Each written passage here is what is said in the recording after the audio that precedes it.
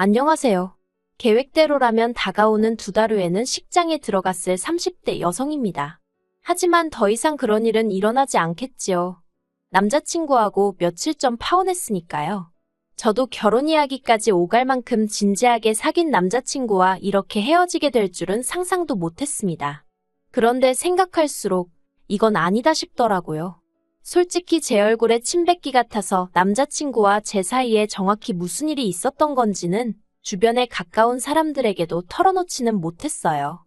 하지만 몇몇 눈치 빠른 친구들이 조언하기를 그래도 이혼보다는 파혼이 낫다 하는 거예요.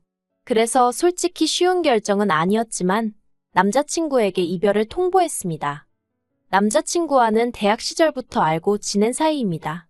하지만 남자친구가 저보다 1살 어리기도 했고 군대도 일찍 가서 솔직히 가까워질 계기랄 게 없었어요. 그냥 같은 과니까 원하든 원치 않든 남자친구의 소식이 들려왔고 그럴 때마다 그냥 그렇구나 생각만 했지 별다른 감흥조차 느끼지 못했습니다.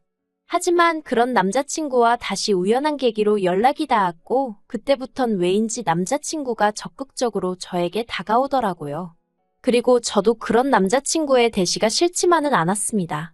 그래서 얼마 지나지 않아 진지한 사이로 발전하게 되었네요. 남자친구는 사귄 지 반년도 되지 않아서부터 걸핏하면 저를 떠보듯이 결혼 이야기를 꺼내왔는데 솔직히 저는 그게 남자친구가 얼마나 저를 사랑하는지 표현하는 방법 중 하나라고 생각했어요. 그래서 부담스럽고 그런 마음도 있었지만 한편으론 뭔가 안심이 되었달까요? 특히나 제가 남자친구와 연애를 시작했던 건 제 나이 30도 넘어서였으니 남자친구와 헤어졌다가 다시 다른 누군가를 만나서 새로운 시작을 한다는 건 상상하기도 어려운 일이었지요. 그러다 본격적으로 결혼을 준비하게 된 건 올해 초 남자친구의 아버님이 쓰러지시면서였습니다.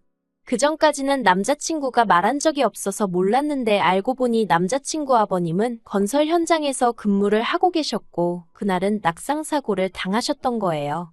다행히 부상의 정도가 크지는 않았지만 남자친구는 물론이고 어머님도 크게 놀라신 모양이었습니다. 그리고 그 일을 계기로 남자친구는 하루아침에 아버님 어머님이 어떻게 될지도 모른다는 걱정에 몸서리를 치더라고요. 그러면서 하루빨리 결혼해서 자리 잡는 모습을 보여드리고 싶다 하는데 그걸 차마 싫다고 하기가 어려웠네요. 그래서 알겠다 대답 한마디 한 것이 불씨가 되어 순식간에 휘뚜루마뚜루 결혼 준비가 시작되었어요.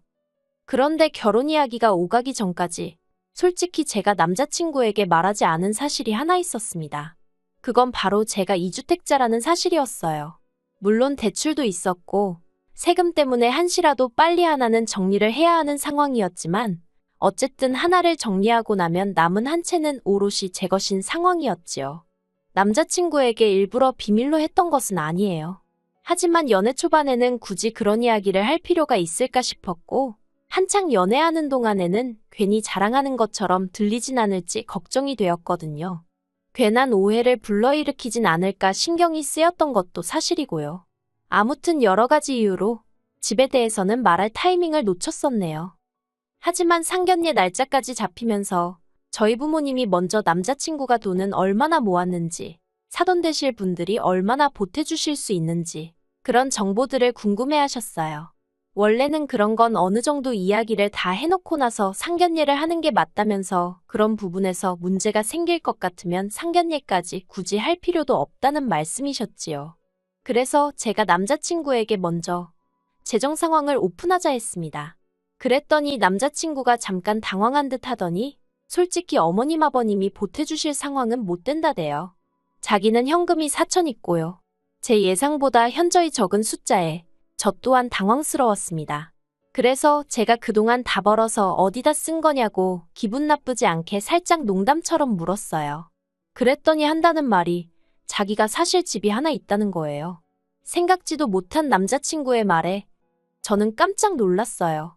그리고는 기쁜 마음도 잠시, 한편으론 내가 이미 2주택자인데 남자친구도 집이 있으면 세금이 어떻게 되는 건가 그런 생각들이 떠올랐지요. 그런데 그 와중에 제가 표정 관리를 못했는지 남자친구가 문제라도 있는 거냐입니다. 그래서 제가 아니 사실은 나도 집이 2채가 있어 라고 대답했어요. 그랬더니 남자친구가 연신 대박 소리를 외쳐대면서 너무 좋아하더라고요. 그리고 생각할수록 세금이나마나 그래도 없는 것보단 낫다 싶어서 저도 기분이 나쁘지는 않았습니다. 그래서 상견례 분위기도 화기애애하니 좋았어요.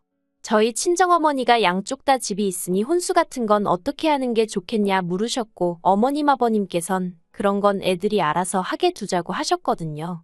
뭐 이미 남자친구에게 어머님 아버님 두 분 사정은 썩 좋지 않다는 이야기를 들은 상황이었고 저희 부모님께도 어느 정도 귀뜸은 해놓았기에 저희 부모님도 알겠다 하셨지요. 그리고 신혼살림은 제가 남자친구더러 나는 한 채는 전세를 주고 있고 다른 한 채는 팔아야 하는 상황이니 가능하면 당신 집에서 시작했으면 좋겠다 했습니다. 그런데 남자친구가 불편한 표정을 지으며 그건 어려울 것 같다고 하대요. 그래서 제가 당신 집에도 누가 새라도 들어와 있냐 하니까 그건 아닌데 좀 복잡하답니다. 그리고 그때만 해도 저는 남자친구가 그런 꿍꿍이를 가지고 있는 줄은 몰랐어요.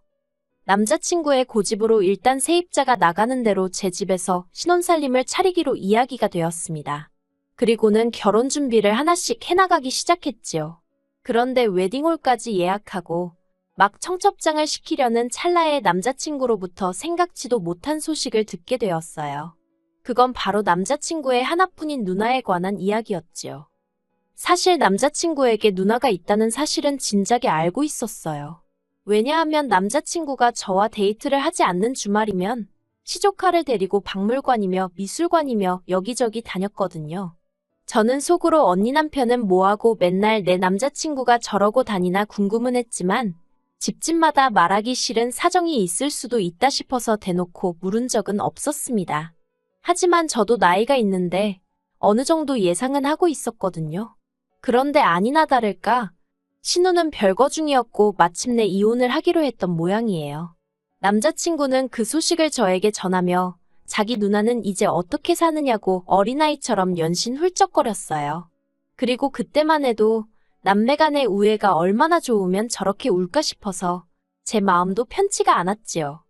하지만 알고 보니 남자친구 누나의 이혼은 어디서부터 말해야 할지도 모르겠는데 일단 처음이 아니었어요. 헤어지기로 한 남자는 재혼한 남편이었고 이혼 사유는 신우가 첫 번째 남편과 이혼 후에도 지속적으로 만남을 가져왔던 모양입니다. 모 말로는 아이 때문이었다고 하는데 재혼한 남편 입장에서는 아이 때문에 매번 호텔 아니면 모텔에서 만나는 게 말이 되느냐고. 남의 집안일이라서 제가 미주알고주알 말하기도 좀 그렇긴 한데요. 아무튼 입에 담기 좀 그런 사유로 이혼하게 되었답니다. 이 이야기를 전하면서 제 남자친구는 자기 매형이 속이 좁다면서 욕을 퍼부어대기도 했는데 솔직히 아무리 제가 남자친구랑 결혼을 약속했다지만 남자친구 편을 들기는 좀 그렇더라고요.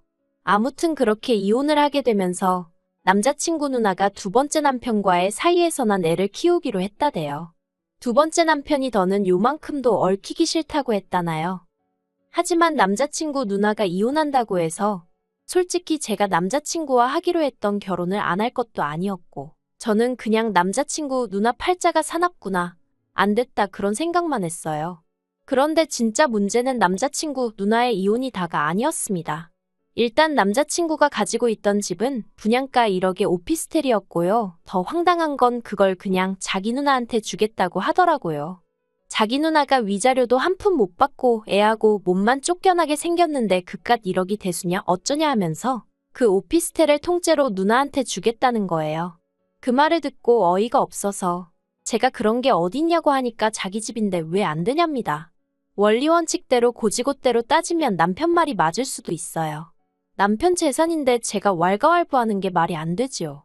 하지만 남자친구가 그 집을 들고 오니까 저도 제 집 2개 들고 가는 거였고 그래서 혼수도 서로 수준에 맞춰서 반반하기로 했는데 갑자기 까놓고 말해서 누가 봐도 제가 손해라면 손해인 결혼이 되게 생겼었으니 솔직히 기분이 좋지가 않았네요. 하지만 남자친구의 억지는 여기서 끝나지 않았습니다. 솔직히 이때만 하더라도 파오는 생각도 못했고 엄두도 나지 않았기에 어떻게든 남자친구의 사정을 제가 이해해보려고 했어요. 까놓고 말해서 남자친구가 처음부터 신우가 이혼하게 되리란 걸 알고 있었을 리도 없고 어떻게 보면 남자친구에게 몹시 난처하고 어려운 상황인데 사랑한다고 결혼까지 약속한 사이에 그걸 이해 못해주고 헤어진다는 게 제 스스로 못된 사람처럼 느껴졌달까요? 그래서 어떻게든 남자친구 입장에서 생각하고 이해해보려 했습니다. 하지만 그런 제 마음을 남자친구는 조금도 느끼지 못했던 건지 물에 빠진 사람 구해놓으니 보따리 내놓으란다고 1억짜리 오피스텔을 자기 마음대로 넘기겠다는데도 말 한마디 하지 않았던 저에게 말도 안 되는 요구를 하더라고요. 남자친구 누나의 이혼 소식을 듣고 얼마 지나지 않았을 때였습니다. 세금 때문에 하루빨리 팔려고 노력하던 집이 마침내 팔렸던 날이기도 했지요. 서울 외곽 변두리라서 10억 20억 그런 건 아니었고 그래도 제가 샀던 가격의 2배 정도로 올라서 기분이 날아갈 듯 좋았어요. 그리고 남자친구에게도 이 소식을 전했습니다. 정확히 돈을 얼마나 받았고 그런 세세한 정보까지는 아니어도 결혼을 앞둔 사이였던 만큼 무조건 감출 일도 아니라고 생각했으니까요. 그런데 남자친구가 보인 반응은 제가 생각한 것과는 너무 달랐습니다. 남자친구는 제가 얼마에 팔았는지 꼬치꼬치 물어가면서 그러면 자기 부탁 하나만 들어달라더군요. 저는 그때만 하더라도 뭐 양복이라던가 선물을 사달라는 건가 그 정도로만 생각했어요. 실제로 결혼 전에 남자친구 생일도 있어서 겸사겸사 좋은 선물 하나 해주려던 참이었기에 말해보라 했습니다. 그랬더니 한다는 소리가 자기 1억만 빌려달래요. 아니 자기가 아니라 정확히 말하자면 자기 누나한테 빌려주면 안 되냐입니다. 저는 제 귀를 의심했어요. 얼마? 누구? 그게 다 무슨 소리야? 그러자 남자친구가 한다는 말이 자기 누나가 이제 이혼하면 어떻게 살아야 될지 모르겠다면서 스트레스를 많이 받아 한대요. 그러면서 지나가는 말처럼 네일 가게나 하나 차릴까 하더랍니다. 결혼하기 전에 잠깐 네일 학원에 다녔었다나 어쩐다나요. 그래서 자기가 그런 가게 차리는 데는 돈이 얼마나 드냐고 물으니 1억이면 코딱지만한 거라도 하나 할 수 있지 않겠냐고 했다면서 자기를 믿고 자기 누나한테 투자를 좀 해달라나요? 어이가 없어서 더 들을 것도 없다고 안 된다고 했습니다. 원래 남하고 돈거래 안 한다고요. 그랬더니 남자친구가 이제 곧 결혼할 사이인데 남이라니 저더러 말을 너무 서운하게 한다고 그러더군요. 그래서 제가 남뿐만이 아니라 가족 간에도 안 한다 당장 우리 엄마하고도 안 한다 했습니다. 그러자 남자친구가 그래도 어머님께서 우리 결혼할 때 얼마 해주신다 하지 않았냐며 그건 돈거래 아니고 뭐냐대요. 그때부터 저도 슬슬 짜증이 나기 시작했어요. 부모님이 자식 시집장가 갈 때 돈 보태주시는 게 돈거래라는 사람은 처음 봤다고 괜한 억지 쓰지 말라 했습니다. 자기가 무슨 말을 하든 나는 돈은 못 빌려준다고요. 그러자 남자친구가 기껏 한다는 소리가 혹시 자기 누나가 안 갚을까봐 그러냐면서 그러면 자기랑 혼인신고부터 하잡니다. 그러면 하나도 불안할 거 없지 않냐면서 혹시나 나중에라도 자기 누나가 못 갚겠다 배째라 하고 나오면 자기가 대신 제 돈을 갚아주겠대요. 남자친구가 하는 말을 들으면 들을수록 제정신인가 싶었습니다. 결혼하고 부부가 된 다음에 자기가 무슨 수로 제 돈을 갚아주겠다는 건지 막말로 자기가 어디 가서 투잡이라도 뛸 건가 싶대요. 그리고 당장 신혼살림도 제 집에서 차리게 생긴 마당에 제가 미쳤다고 신우될 사람한테 1억씩이나 퍼주고 있겠냐고요. 너무 열받아서 남자친구한테 더 들을 것도 없다고 한마디만 더 하면 결혼 안 하겠다 했습니다. 그러자 남자친구가 노발대발 난리도 아니었어요. 저더러 같은 여자면서 자기 누나가 처한 상황이 이해가 안 되냐면서 다른 것도 아니고 이제 한 가족이니 당장에 먹고 사는 문제라도 해결해 주자는 건데 그리고 돈을 누가 떼먹기라도 한다고 했냐면서 그깟 돈 1억 가지고 유세라며 절 다시 봤다나요? 그런 남자친구의 헛소리를 듣고 있던 제 심정은 겪어보지 않은 사람이라면 상상도 못할 겁니다. 그동안 이런 남자를 내가 만나왔다는 수치심이라고 해야 할지 분노가 치밀어 올랐어요. 그래서 제가 더 말할 것도 없다고 그냥 결혼이고 뭐고 없던 일로 하자 했지요. 그리고 저는 웨딩홀부터 시작해서 예약해두었던 모든 것들을 취소해 나가기 시작했습니다. 어떤 건 남자친구가, 어떤 건 제가 예약을 해서 위약금이니 뭐니 따지고 나니 엇비슷하더라고요. 그래서 그런 건 어쩔 수 없다 하고 넘겼습니다. 사실 저를 정말 어이없게 한 건 결혼을 결심하고 준비하기까지 2년하고도 두어 달의 시간이 걸렸는데 막상 파혼을 결심하니까 정리하는데 이틀도 안 걸렸다는 겁니다.